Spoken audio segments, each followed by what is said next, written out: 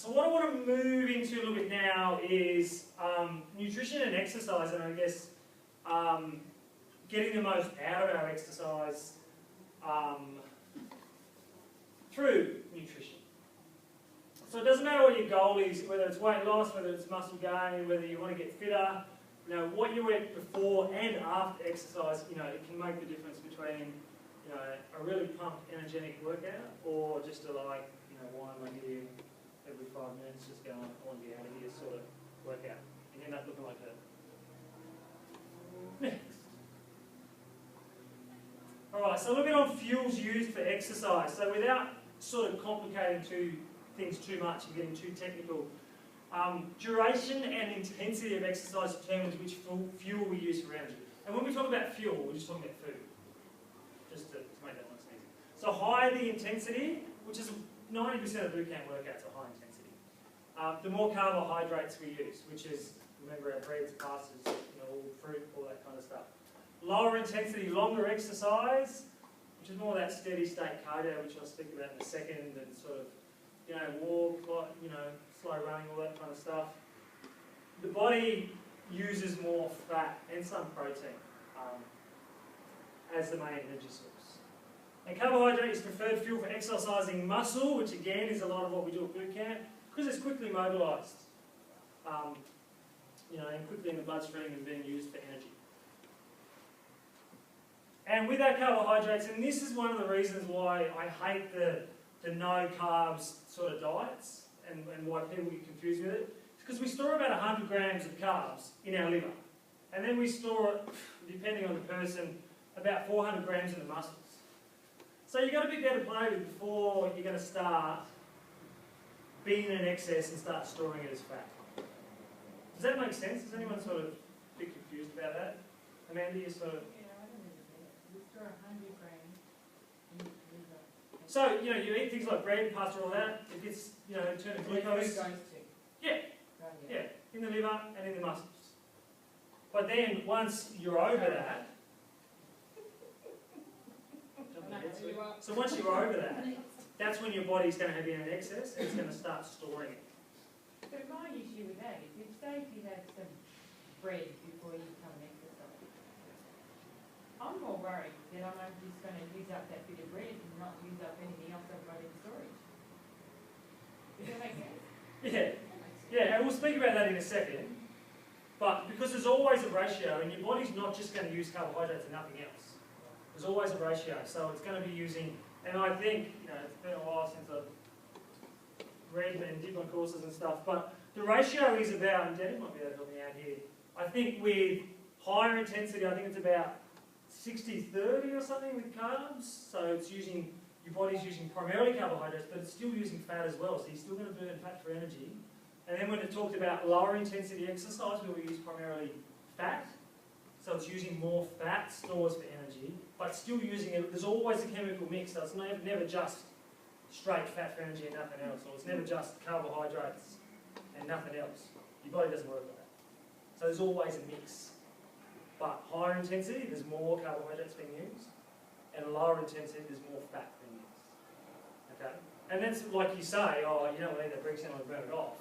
But eating that bread or fueling, we'll speak about it in a minute, could be the difference between you just going along sort of, you know, not feeling the best and actually having, you know, that energy to really make you burn that extra amount of calories anyway. So it's a bit of a, again, balance. Does that make sense?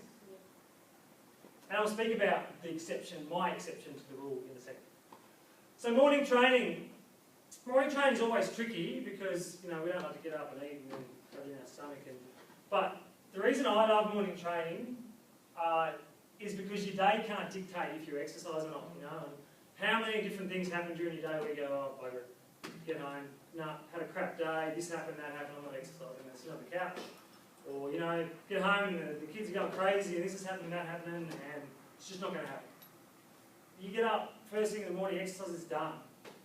You know, your metabolism is raised, you burn, you're firing, you're more alert, and you don't have to go, you know, when am I going to squeeze exercise? That's why I love morning training. But you've got to make sure, if you can, that you make time for a quick breakfast to avoid feeling dizzy, especially at boot camp, because we do that high intensity type of training. We're not going out and just, you know, going for a walk together or going for a little jog, or it's high intensity training. That's why boot camp gets such good results. And you want to make sure you have enough time, depending on what you're eating, to digest a little so you're not sort of feeling nauseous or getting a stitch. Nothing worse than a stitch. So, and these are just basic rules, but if you're exercising within an hour after you wake up, you want to eat 100 to 200 calories, just enough to get something in the system. And there's an exception to that rule, which I'll talk about in a sec. But you want to avoid too much fat or protein. Now, fat, the reason you want to avoid fat is because it's digested really slowly.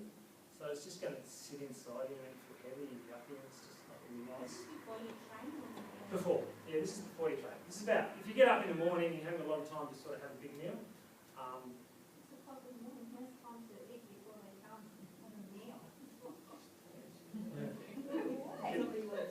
Get up at 5:15. I get up at 5 o'clock to do boot camp at 6. I don't do it too many days a week now. Danny, What about you, Danny? What time do you get up? Danny rides her bike from morning boot camp from way over the other side of town. He's going to go to bed now? Oh, can you go back? Before we go to the last one, you said don't have too much protein, but whey protein is okay. So if you had a protein shake? Yeah. You know what? That's why I'm just going to go back. You know, protein as well is digested slower.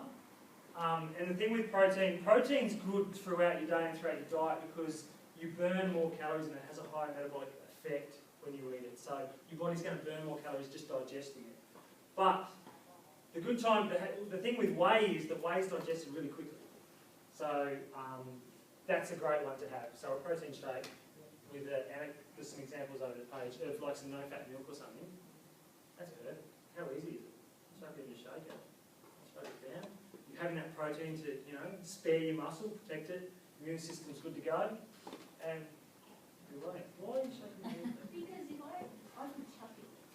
That would work. Yeah, we'll speak about that as well, won't we? That's wrong. I think you had something in my stomach. Yeah, I couldn't. If you're doing like a strength workout, should you then have a protein shake or source of protein after? Yeah, and we'll speak about after training. You've got to keep rocking on, otherwise I'll speak for like an hour. So simple sugars are absorbed the fastest, like juice and stuff like that, but the problem with that is that it gives you that sort of quick spike in your insulin, so you sort of got all this energy and then it gives you this nice dip because it's just digested and gone really quickly. So, On the weight thing, are you saying if we had that before we went to the boot camp, should we then burn more fuel than not having it? yeah, well, two things. You'll have more energy because you've got some fuel in your body. Remember, food is fuel. Yeah. So you won't be on empty, feeling flat, feeling blur. And also, you'll be sparing your muscle and starting the recovery process already. You know, that's what, you know, protein's the building blocks And for so muscle. how much should you have then, in terms of litres of protein shaking? Litres. Don't Don't go having litres. No, so just a scoop. I mean, fine, there's usually... Once is he what? On you. 100 mils, 200 mils? Yeah, 100 to 200 mils. It depends. I mean, because usually with protein powder, you just put a scoop or two in, and then how much ever you want for it to be. You know, I have my protein with water, and I don't literally have that much water. Shake it. And protein powders and that these days, you know, they all taste pretty good. They taste 10 years ago, they tasted like chalk. So they taste pretty good. There's a lot of different ones on the market now, so you want to get like a low fat one. Yeah, there is a lot. Yeah, absolutely. Great point. You got to read the label because you don't want one that's labelled with just sugar. You know, that's no one should have that. Should be less than 5 grams of sugar, less than 5 grams of fat. About 20-25 grams of protein per serve. Your way. All right. So best bets: protein shake, whey, as I said. Sports or cereal bars are okay. You know, a small bowl of cereal with milk, and this is all, when I speak about it in a second, about it all, it's all individual. Raisins are really good for a hit of energy. Fruit smoothies, chuck a bit of fruit, blend it up with a bit of ice. Bananas, pears, berries, these are all good. Low-fat milk, yogurt, all good stuff. So whatever you can start. Pretty much. And then I'll speak about it over the page about you know, why it's an individual thing. My exception to this rule is if you're doing that steady state cardio, just choose a fast digesting protein as we spoke about, which is whey or something like that, with little to no added fat, not a lot of carbs or sugar.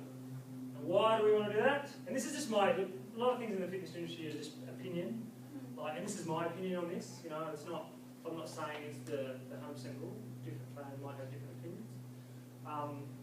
But the lack of carbs will allow your body to target fat much quicker, which is what you were speaking about, why do I want to have that bread when, you know, it's going to burn that. This is an exception because, you know, when we're doing our steady state, lower intensity exercises we spoke about before, our primary source of energy is fat, okay? So does that make sense? I can elaborate on it or I can explain it again, because I have a few people just going. So what would be an example of where you have a steady state cardio? Not many, but some of Danny's running groups would be.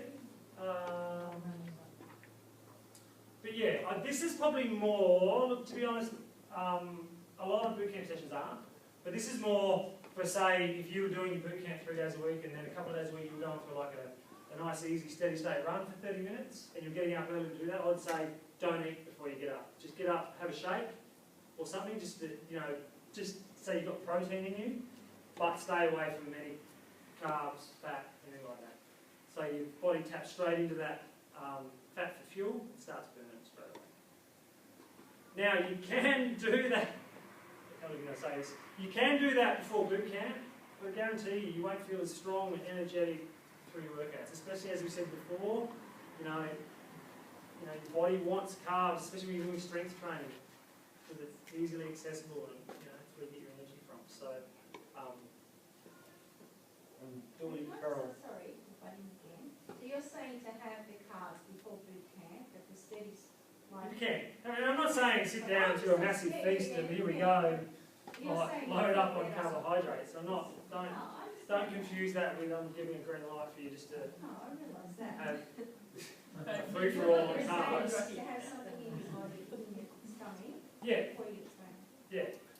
Yeah, no matter what time of the day I would go and train, I wouldn't go and train, especially when it was strength training, and whether that's me going lifting weights or whether it's body weight, still strength training. I wouldn't do that without any carbohydrates. Because I know I'm going to perform better, lift better, heavier, go for longer with carbs, which is going to give me better results and better sort of stimulus and that from my training. So. Brad, one of the reasons I don't like doing an afternoon session is I have a terrible stitch, and I know that's because I've eaten during the day. I never have a stitch in the morning. So what would be? I know if I eat, I'll probably get it. I always have stomachache or a Yeah, but it's, you know, it's a bit of a balancing act with what you're eating at what times, and this is why it's all individual, because you've got to sort of, it's a trial and error thing with the time. These are only sort of guides and things, because, you know, some people will have something to eat 2 hours before they train and they'll feel great. Other people will do it and they'll get a stitch and feel full, and, you know, we're all different. That's the great thing about us, we're all individuals, and you use these as a guide, and then you trial and error to see what works for you.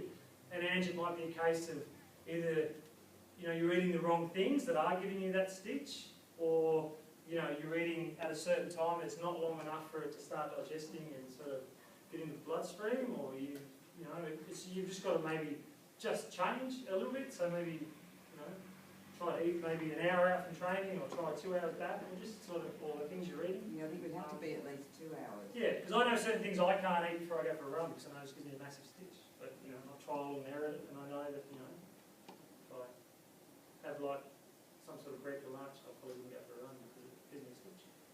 That's just me. Alright. We'll move in, we'll talk about that in a second, and what's coming up. Still need a hit, we'll have a solution later. So if you're having no carbs, go for your run, but you're still feeling flat, we'll do a solution later on. Coming up time, way out of time already. Sorry, Andrew. I love a chat, you know that. Alright, so lunch, mid-morning lunch training is a little bit different because you've had all that time to fuel your body. So, 2 or 3 hours before, again, this is just guides. You can eat a balanced meal that's going to fuel that workout. So you don't have to worry because you're not getting straight up to training. So it's a little bit easier lunch mid-morning. And this probably works a little for night training as well. I will speak about that in a second. Thank you, Sue. And there's your ratio. So sticking with something that has around 60% carbs. Again, carbs are not our enemy. 20% protein, 20% fat. Give or take. You don't have to really get out the scale or measuring things. It's just about balance.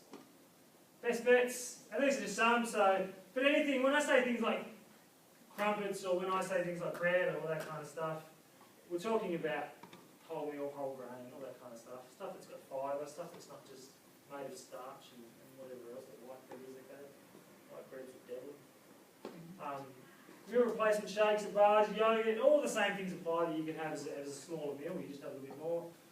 Small bowl of oatmeal. My favourite, and this is what I have probably a couple of hours before I train all the time, whether it's morning, whether it's afternoon, is I'll have a couple of scoops of oats into a bowl. I'll mix some protein powder in that. This mightn't sound appetising, but very nice, I reckon. I'll boil the jug, I'll just pour it over the oats and I'll cover it so they'll soften. Sometimes I put a bit of bran in there as well.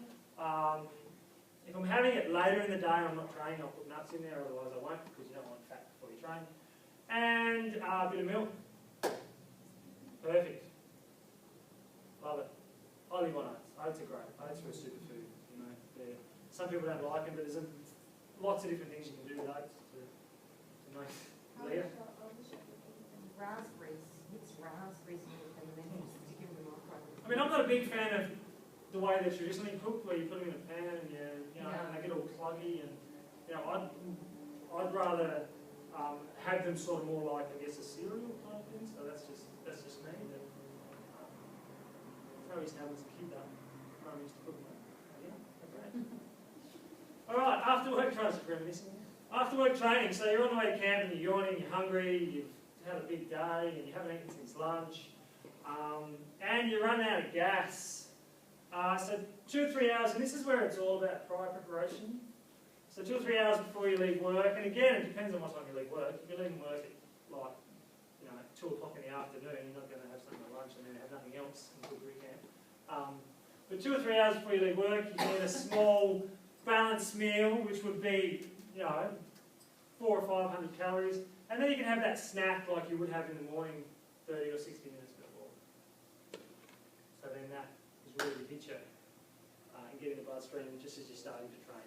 Again, the same sort of stuff, crumpets, toast, baked beans are good, not that you probably have them as you're leaving work. Breakfast cereal, bread rolls with some meat, no butter.